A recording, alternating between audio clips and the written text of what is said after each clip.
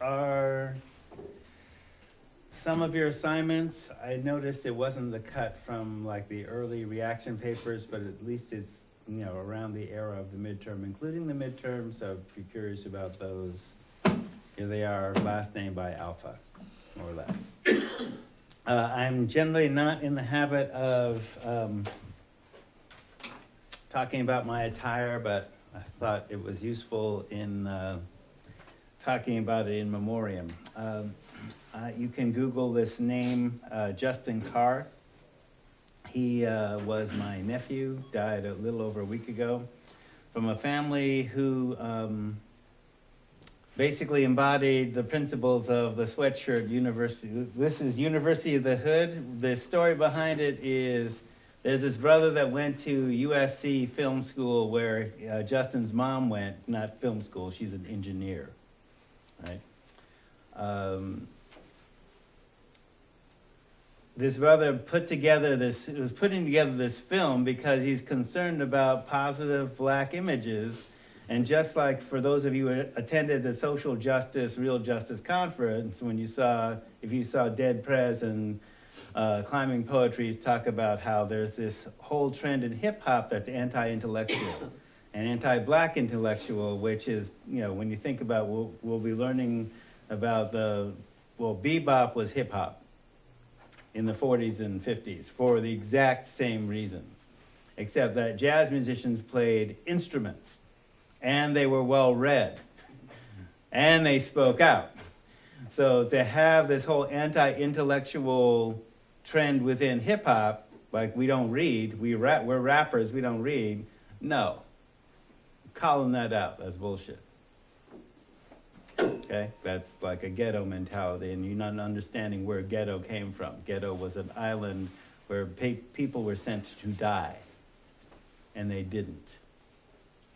They thrived. But you shouldn't basically just celebrate your oppression. You should actually be free by countering it with education. So the logo. So this brother's basically, he's trying to get financing for the film, and you know, how easy is it to have a film that celebrates positive black intellectuals? Like, where have you seen that? The Great Debaters, you know, and, you know, Malcolm X and all these other films that basically talk, you know, but are those mainstream Hollywood films? Do those win Oscars? No. So he basically created this University of the Hood, and he was trying to finance the film by selling the gear first.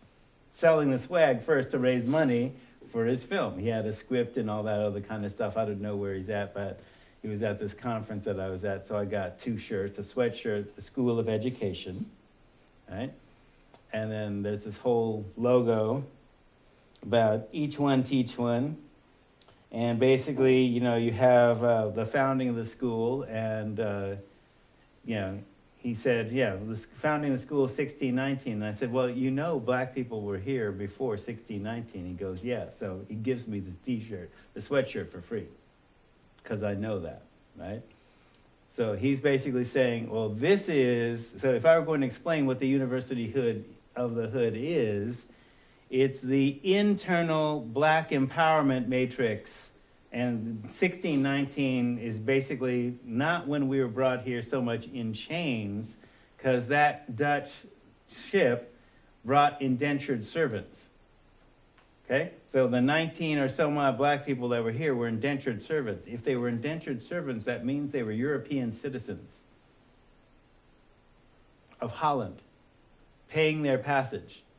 Not slaves as popularly. No, there is a difference. Right? In that the indenture will end after 20 years. Except if they landed in Virginia, in which case they made it permanent, even if we were an indentured servant. So 1619 is, okay, these are the things that we have to know and teach ourselves internally to begin to empower ourselves.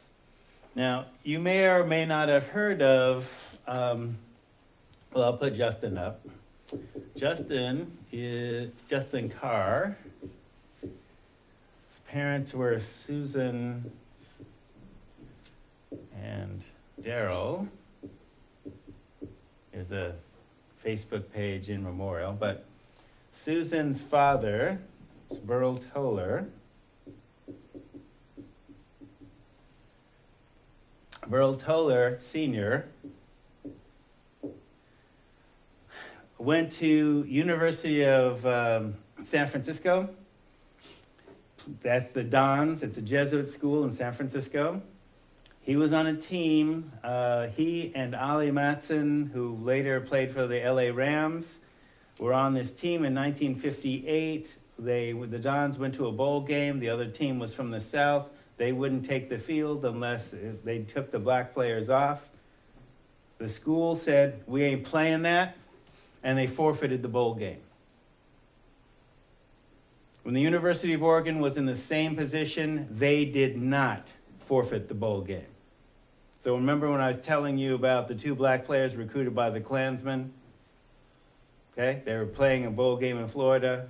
They just capitulated and let the two black players stay home or stay in the hotel. It's Florida in the 20s. No, black people can't stay in hotels. So the U of O went to play the game anyway.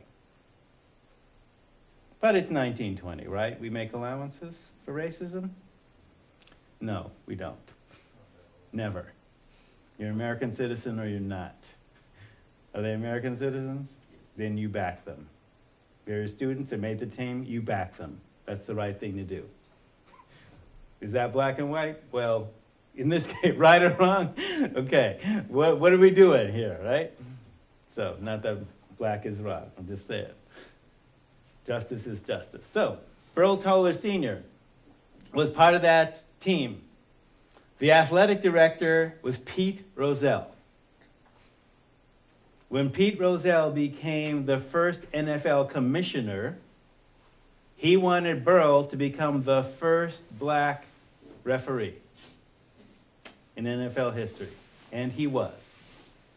While being the first black principal in San Francisco Unified, while being the first black police commissioner, while being the first black affirmative action officer of San Francisco City College, who hired the first Chinese professor. So imagine how many Chinese people there are in San Francisco, and a school, a city college, a community college won't hire a Chinese professor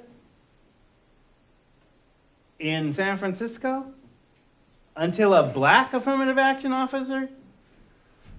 Okay, so you get the flavor here, right? So my side, so he's not, his wife was my mom's bridesmaid. So the kids refer, and Susan and her siblings refer to my mom and dad as Uncle Hi and Auntie Lou, right? So I'm a cousin, not a blood relation, but we grew up together. So we're cousins, just like the people that were at Justin's funeral, black doctors who still refer to us, no blood relation, but black doctors who went to HBCUs that know my parents and grew up in Compton, before Compton had gangs. Black doctors, et cetera, et cetera. We're cousins, we're family, right? So this kid at 4 was saying prayers for world peace at Grace. Like, what kind of 4-year-old does that? Okay? He formed, in his high school, designed the logo and the sweatshirts for the first, they call it Black History, Black Leadership and Cultural Club, Black. So they're BSU, right? And 3 weeks ago, he introduced Samuel L. Jackson. Now, at that, Justin talked about, in his own words, he talked about, because Burl was, first black NFL ref, so he's naturally, if you're refereeing games, you know how John Madden is. You know how tall John Madden is, short and squat. Burl is was 6'9". So John, a friend of mine who's a referee said, you know the difference between referees and terrorists? No. You can negotiate with terrorists, not referees. Right? So imagine John Madden disputing a call and Burl's just looking at him. Ready to play yet? All right? So his side of the family is like, more about quiet excellence. My side of the family is more about we talk up. We confront. There's different styles. So she is a civil engineer. She designed Toontown in Disneyland. Got dissed because Disneyland, or Walt Disney Company Corporation, basically promoted her white assistant over her that she trained. So she went to Universal and designs crate and barrels and all that other kinds. Daryl is a photographer, teaches photography in a community college, grew up in Monrovia, California. So Justin basically stood up for other kids that were being picked on. He never actually complained about people who were picking on him, because later there were people picking on him because he's 6'5", and he comes from a football playing family. He's not playing football, he's not playing basketball, he's a swimmer. Oh, and people are saying, well, you're talking white, that whole thing. Black people don't swim. Wait, I learned how to swim from a black Olympian from Compton. What are you talking about? What? Wait, he's swimming, he's doing architectural design, he's doing set design, he's acting, he's singing, he's writing, he's painting, all this stuff in 16 years. He put more life in 16 years than a lot of people did in their lifetime as adults. So part of looking at what we'll call Paulo Freire talks about the banking concept.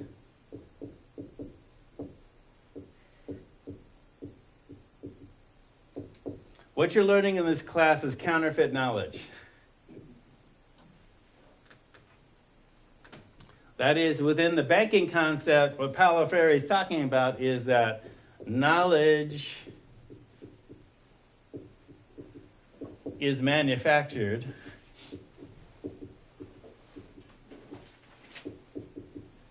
like money. And there's legitimate knowledge.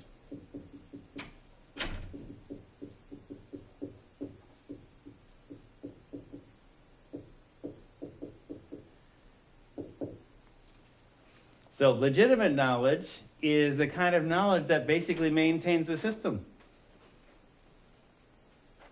and inequities, right? And it presumes, this conversation started in my office about an hour and a half ago, so I had to explain this. So I'm explaining this to you because it's directly germane to what we're going to be dealing with. Okay, so the idea is knowledge is only coming from the front of the room. Look at how the room is set up. Like I'm supposed to be dispensing knowledge into your empty vessels. Like you ain't got no knowledge on your own. That's the assumption of the system, right? And then you, bit by bit, coin by coin, fill your little bank up, you get a degree, and now you can dispense knowledge, legitimate knowledge. Right? So in the banking system, right, you have real money and then you have counterfeit money. So if it's a banking system, the system only teaches you what it needs you to know to replicate the system, not to change the system. Anything else is considered counterfeit knowledge.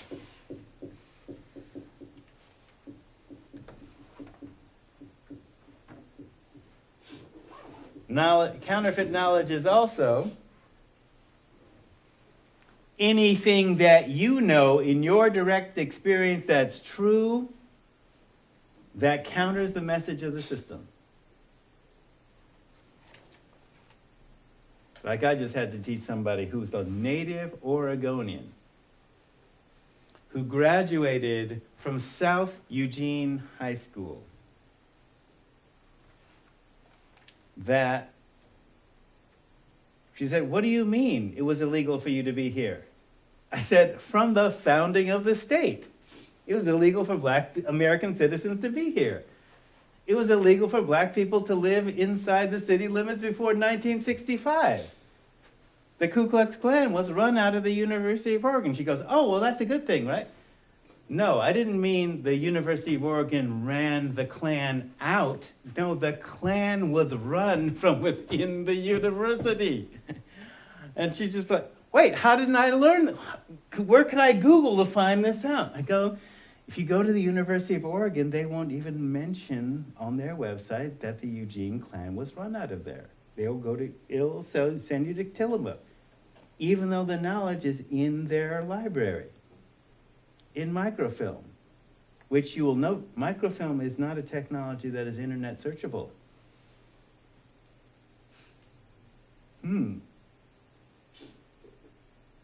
So why is that?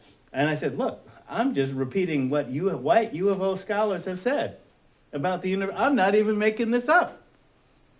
Part of people's master's theses. So all those pictures that you show from Eckhart Tolle, I just went to, how come I'm an ethnic studies teacher? They got an ethnic studies department at the University of Oregon. How come the University of Oregon doesn't have this information as part of their ethnic studies classes? I have asked the question. I have offered to share it. They've refused. It's cool. Whatever. We're on TV on YouTube, yo. Don't need you. But you could have had this for free. That's all. Why are you hiding it? So this person who's a graduate of South Eugene High School, where one of our black rites of passage graduates from our program found out for the first time didn't learn this in his English class, but found out in rites of passage that Langston Hughes was black. Wait, how do you study Langston Hughes and not know about, 1, he's black, and 2, Harlem Renaissance, and 3, he's gay? Like, at least in that order. In an English class at South Eugene High School. You weren't reading it very close then. I guess not. How do you leave that out? Am I crazy? I had to go to LA to get a cake cutter, right? And I'm so glad that TSA let me through because, 60 years of people growing afros and using cake cutters. LAPD used to consider it a weapon. TSA no longer does, but brought back too. So this is the kind of thing, this is like counterfeit knowledge. Like, what does it take? Yeah, I understand women have to do all this stuff for makeup, but black people have to do the hair thing, right? Part of what I had locked is I had 5 people that I could get my hair done in the state. Besides, U of O football players, whatever. 5 places in the state, 2 or 3 in Eugene. All right, so counterfeit knowledge is your personal experience. Your personal or your people's experience.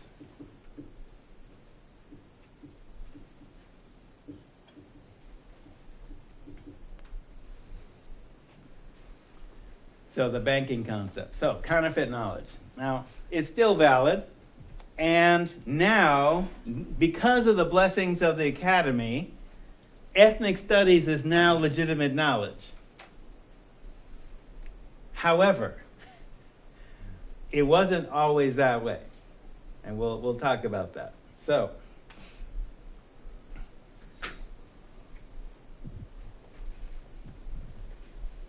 sorry about the rant, but hidden curriculum, yeah. All right, so Klan as a social meme. How does a toxic meme become normalized? It adapts to the everyday. So as an example, since a meme is a virus of the mind, some viruses are so toxic that when they're first introduced to a population, they basically kill it. All right? So think of Ebola. Think of Marburg. Think of the 1918 flu. The 1918 flu, the pandemic, that is the planetary epidemic of the 1918 flu, that flu virus was hemorrhagic. That means you bled out from the flu. Okay? Like Ebola. Basically, Ebola reduces to mush every body system except bone. You bleed out because the virus eats away everything that isn't bone inside of a week. Ebola takes a week to do what AIDS will do in a decade. Different viruses, right? So obviously, whatever critter harbored Ebola that carries Ebola is not affected by Ebola, and Ebola only does that to us because the virus is constantly mutating and it adapts to its host. Herpes is like that too. There are 13 different herpes viruses that affect humans, and very few of them will kill them except in relatively recent exposure, like it was measles and the common cold that would often kill Native Americans and Native Hawaiians on first exposure. So imagine, there are people that can die from measles still, but not today. So herpes viruses are like cold viruses now, right? They don't kill us, they're just annoying. So how does a toxic mean and be normalized? It adapts to the everyday. So concepts like we were talking about last week, a red-blooded American from the Klan, that became normalized and divorced from its context. United we stand. When did we most recently hear this?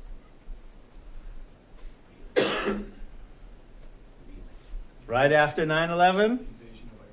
Invasion of Iraq. Huh? Did we hear that Osama bin Laden and Saddam Hussein were on CIA payroll? Did we hear that then? Okay, only in leftist circles. Not in the mainstream. Scalia.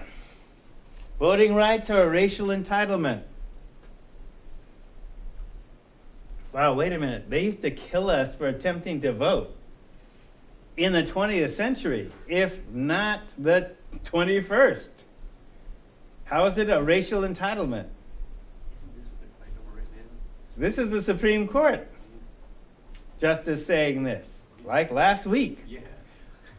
Maybe thought it was an oxymoron. Hey. Well, I mean, this kind of speaks of a number of things. It's like his people were illegal immigrants once. The ethnic slur WAP, which is an acronym without official papers. They couldn't vote. A racial entitlement? I don't know about that. Anton? So, black is a social meme too. One of the things Justin dealt with, as we all dealt with, is like, what is your image of what black is? Who's defining that? Is black ghetto and hip hop? Wow, just because I play piano and play classical piano and know that Beethoven is black and can play Moonlight Sonata, does that make me, hey, Alicia Keys plays Moonlight Sonata. She black? Okay. Scott Joplin's Rags, Bessie Smith Blues. So, how do you adapt to normalize toxic memes in the everyday? Well, against the hooded Americans, you stand united in your diversity. And certainly during the Harlem Renaissance, we see many aspects of our diversity coming out in all senses of that word.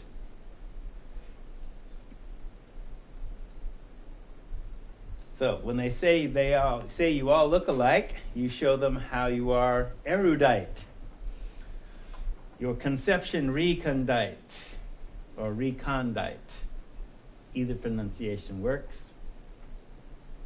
Quoting guru in a jazz thing, if you're familiar with that. Okay.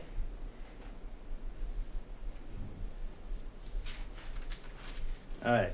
You assert your common humanity as a meme. And we'll see how we do that, but I'm going to jump to the toxic in just a second. So, as Cornel West once said, black is standing on the side of the oppressed against the oppressor. So you spread it in the science, the music, the art, the culture, the food, and the food for thought, which we will also look at cultivating too. So there's always popular culture to remind you of what they think your place is. So that's why you have to have your extra strong protein coat.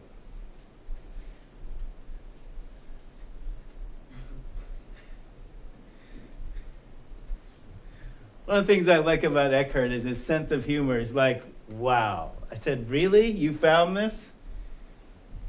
Okay, all coons look alike to me. The new sensation. So this is like one, black, this minstrelsy. People in blackface.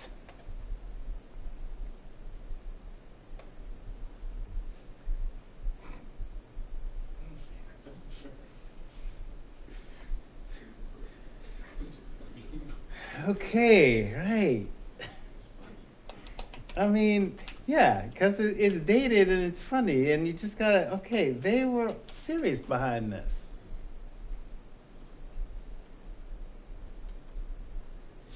Now, right, so red-blooded American, united we stand. Okay, so there's memorabilia, and one of the things that's fun about the internet, go into eBay or other sites that sell coins.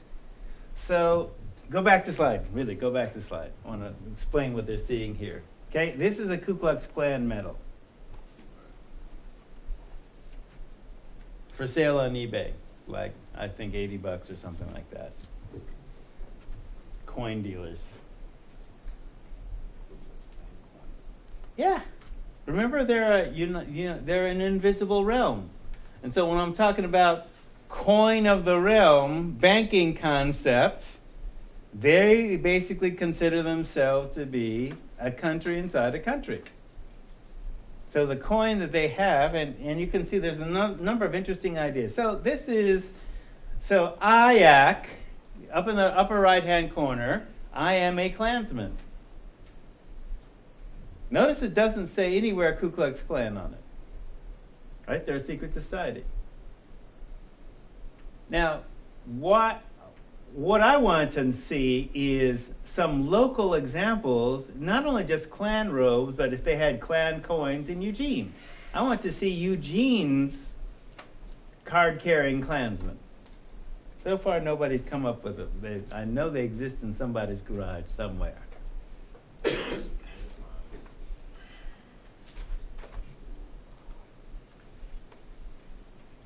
A Klansman I am. A-K-I-A. I-A. A Klansman I am. Hey, there you go. Sesquicentennial, 1926.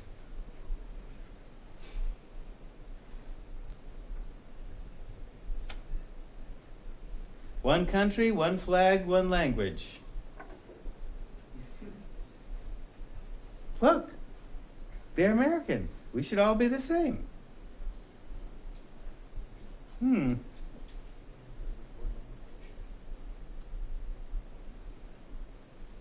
Oh, this is for women. Application mission to the second degree Invisible Empire Women of the Ku Klux Klan. To her ladyship, the Imperial Commander of the Invisible Empire Women of the Ku Klux Klan. The undersigned is now and has been for more than 3 months a member of the first degree of the women. The Ku Klux Klan is now in regular good standing in Klan number, realm of. Right. I now hereby respectfully make an application for advancement to the second degree of our beloved order. Okay.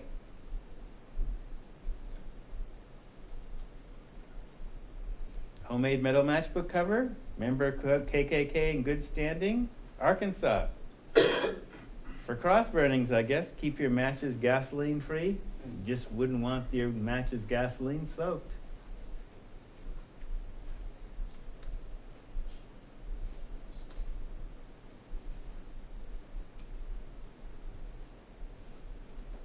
So, just showing you this to set up the next coins.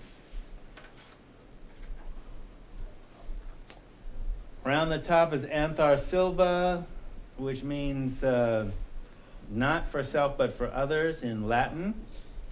The reverse pictures an eagle in flight, and Simweo, spend your money with Americans only. And Miafa, my interests are for America. Not mafia, Miafa.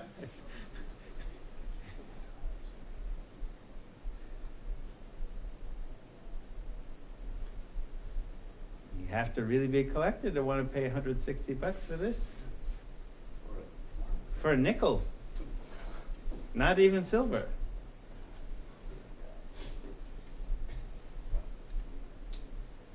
Non silva sedantor, for self, for others, not for self.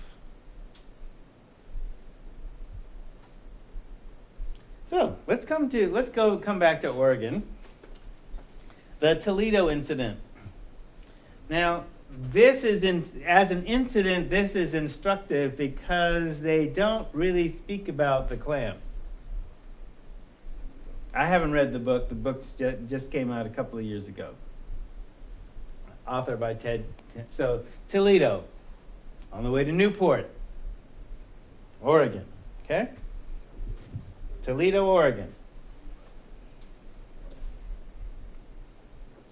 On July 10th, the Pacific Spruce Corporation, with the largest old-growth mill in the country in Toledo, Oregon, brought in 32 Asian workers to work green chain, a lumber sorting process. They have to explain that for people outside of Oregon, because even before I came to Oregon, and when the first 2 years that I was here, people from LA would ask me, are there any black people there? Look, don't ask that. And aren't there just lumberjacks up there? And hippies, right? They knew about the hippies. They knew about the hippies of Eugene, but, you know, their impression of Oregon was lumberjacks, right? Ken Kesey, sometimes a great notion, you know, Babe and his blue ox and all that kind of stuff. All right. So, right, it's a logging town, right? Springfield, we still got paper mills and all that kind of stuff, right? Sorting green chain. See? The Japanese weren't the biggest or strongest guys, but management knew they worked as a team, right? Because of the axiology. They work as a team. Scandinavians and others who pulled chain were too proud to ask for help, and their work sometimes had to be sorted twice, according to the book. Now, this would be from the report of the owner, who's a white guy. Newspaper articles stated the owner felt white people were too lazy and slow to work grain chain. Okay, now this is a white guy talking about white guys being too lazy. I'm going to hire some minorities that have a work ethic. Right? This is very similar to Gordon Smith, former senator of Oregon, who owns, a vegetable packing plant, and basically said, because they're vertically integrated, meaning produce the crops in the field and freeze them and all that kind of stuff. And they're saying, white people are too lazy. Mexicans get the job done. Now, this is a white Republican saying this. Right? So, in the late 20th century, early aughts, when he was senator here. Right? So, this is for what I'm not going to cast aspersions ethnically about who's got a better work ethic, but if your folks are saying you need to get your act together, like you need to get your act together. Just saying. Take it as feedback. Work harder. So, for months, some town leaders had spoken out against the rumors the mill would hire minorities. They thought Asians would steal jobs, undercut wages, and lower property values, which I was wondering which is the more critical thing for them to look at. Mill management ignored these sentiments, thinking how they ran their business was none of the public's business. It is a private business. This is an attitude that still exists today, right? This is capitalism. I'm the capitalist. It's my business. I don't want any interference from regulation, which could, is as far as it goes, as long as you're not breaking the law or discriminating. So, okay, you could make a case. I'm just playing Legba's horse here. You know that phrase is devil's advocate. But Legba says you need to see both sides of the equation. All right? So, he could be discriminating against white people, but, a white man discriminating against his own people for profit, that's still a value of capitalism. Because it's about profit. It's about making money. It's about producing product efficiently. And if your people ain't getting it done, how are the people that'll get it done? I know this is probably controversial and racist, but, if there are people in this town, even within this college, that don't want to work with blacks and Mexicans, and the blacks and Mexicans are more productive than your fishing buddy, I say hire the blacks and the Mexicans. Is it about efficiency? Expending the public dollar quickly and efficiency, or making it like it's your private business, a public institution like it's your private business, hiring your family? No. Best people to do the job, whoever that is. Your family can't compete. They shouldn't be here. You shouldn't be protecting them. I'm not going to name names. I'm just saying. General principles. All right, the Japanese arrived thinking local tensions had been resolved. All right, but on Sunday, a mob of more than 50 men, stars and stripes up front, of course, marked Shitokyo Slough. Don't note it. That probably wasn't the original name, but they're basically making a comment. These folks are living in a particular place on that river. They were urged on by about 250 women and children. The chanting crowd overpowered armed, deputized mill workers, threatened the Asians, and demanded they leave. Now, this mob, I think there's a slide, as well as threatening them with death, this mob was being led by the sheriff and his wife, Toledo, from nearby Newport. But anyway, of the Asians, only the Japanese foreman, who initially said he wouldn't leave, was beaten. Thankfully, they didn't fight back. It would have been a disaster if they put up resistance. Right, because the armed deputized people, they shot theoretically unarmed white people with a flag. It would have been a riot. Toledo's police chief, whose wife was the main rabble-rouser, turned a blind eye to the clash, knowing the mob was determined to use force to drive the Japanese out. Lincoln County Sheriff, however, took down the names of rioters and arrested a few. After the riot, locals marched the Japanese up to town with people yelling obscenities at them. The Japanese are loaded into cars and trucks and dropped off on the skirts of Corvallis. Corvallis. Wait, isn't this the town where the Klan has dances? How is that like a better place to drop off Japanese? But, they're not thinking about that. Right. Just wondering. No criminal charges were filed, probably due to intimidation, but 5 of the Japanese workers sued some of those involved in the riot, seeking a total of $130,000, which, in 1925 is some serious coin. Japanese worker won $2,500 in the first civil case, and 6 accused town people settled the other 4 cases, agreeing not to discriminate against Japanese workers in Toledo and paying their court costs. Paid more than $7,000, which would have been a huge sum. Theoretically, the townspeople who were sued were financially crippled, so that's something. Police chief and his wife ended up paying the most, but of course, still allowed to be police chief, I think. Just assuming that from the historical record, this wasn't a crime, just a civil crime, right? Another person who was sued lost his business, left town in the aftermath when the mill blackballed him. And another had to have his property auctioned to make payment. So the town ended up split, with some locals defending those who participated in the riot. I'm trying to see how you defend that, but okay.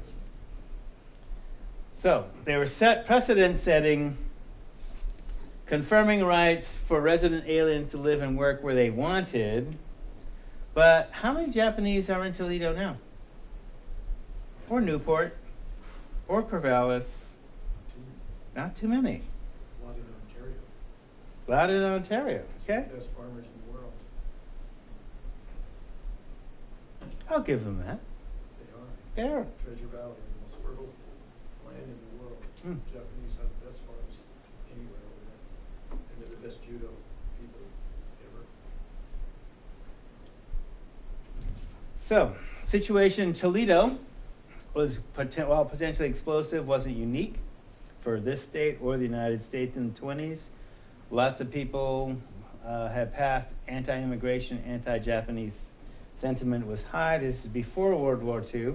Though Japanese weren't mentioned in the exclusion laws in the Constitution, this wasn't the only time Japanese were invited to work in Oregon or America, for that matter, because the sentiment against the Chinese was actually higher.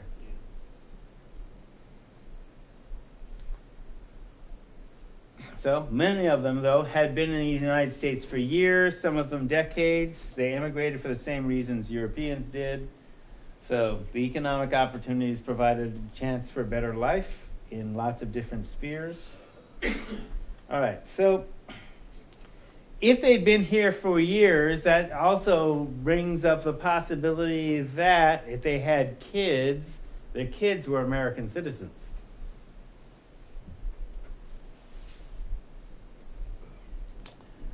All right. So part of going back to the University of the Hood and the banking concept, part of the response that we had to develop within this particular time as other times is if you had educated people of color, they're considered anomalies, not the norm, outside of the culture. So many black educators considered it part of their life mission to educate not only black children in segregated schools, but any other kids that they could find that would get to those schools. So to fulfill that mission, they had to accept lower pay, second or third hand textbooks, sometimes fifth hand textbooks, all while paying the same taxes which completely supported the all-white schools while leaving black schools with crumbs. So, and then there's a curriculum, of course, which taught values of industry, thrift, community service, and racial subordination, unless you basically fought against that with some form of excellence within your particular individual classroom.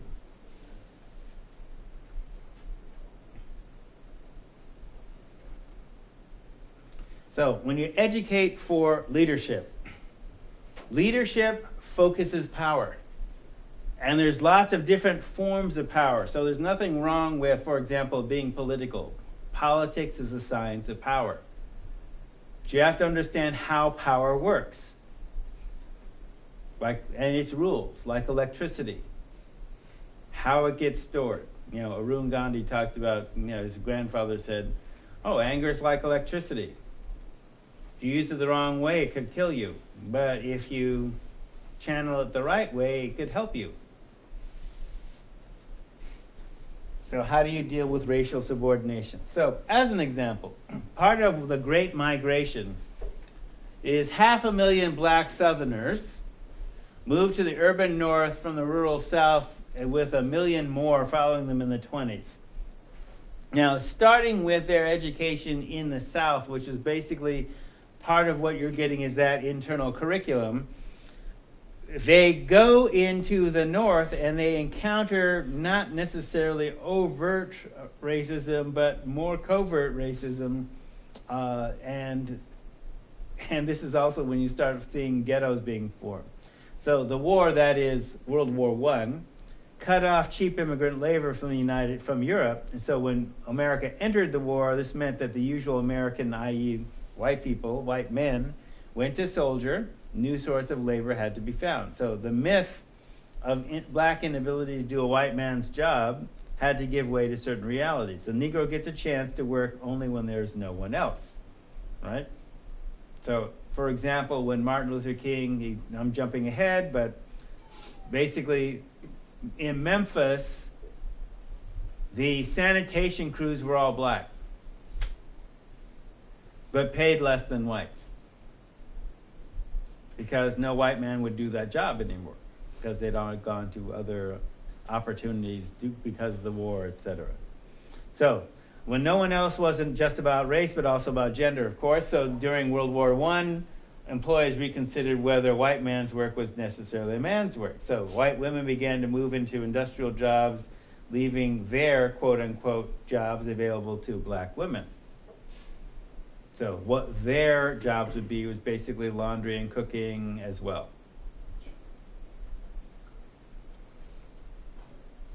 So in the Great Migration. So the migration essentially created the first American ghettos.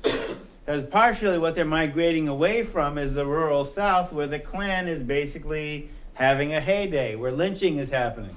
This is part of what is creating places like the Harlem Renaissance and Tulsa and Los Angeles and, urban centers. So ghetto, depending where, no matter where you spell it, it's a 15th century Polish word, which meant foundry. So Polish anti-Semitism had created a Jews-only neighborhood around a factory district where the air was polluted, the neighborhood generally unstable. So ghettos are not necessarily slums. So Harlem was not a slum at the beginning of the Great Migration, but it was middle class. Did suffer from overcrowding before and after the war years, but not necessarily decline in property values. Like, there goes the neighborhood white flight. So, even in Oregon, when they're talking about, the Japanese are going to lower property values even though they're productive, like, where are you getting that? And when we're talking about Toledo in the 20s, it's like, it's not urban development. It's like mostly forest land, riparian, next to rivers. Property value is only going to go up. So black Southerners hoped to leave the color line behind them when they moved north, but found that though the rules were unwritten, there were rules nonetheless, sometimes violently enforced. So like during the Red Summer, a 5-day riot between whites and blacks sparked when a black teenager who floated onto a white beach on Lake Michigan was attacked by a mob. Now, I don't know if you've ever swum in Lake Michigan in the summer. Chicago is hot. And so it's a freshwater lake. So, you could swim. Oh, black people do swim. And you basically land on the white beach by accident. Sometimes currents move you. So this is initiated by white street gangs fighting to secure their turf.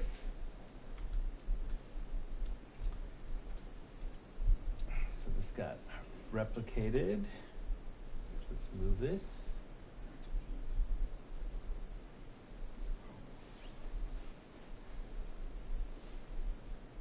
All right.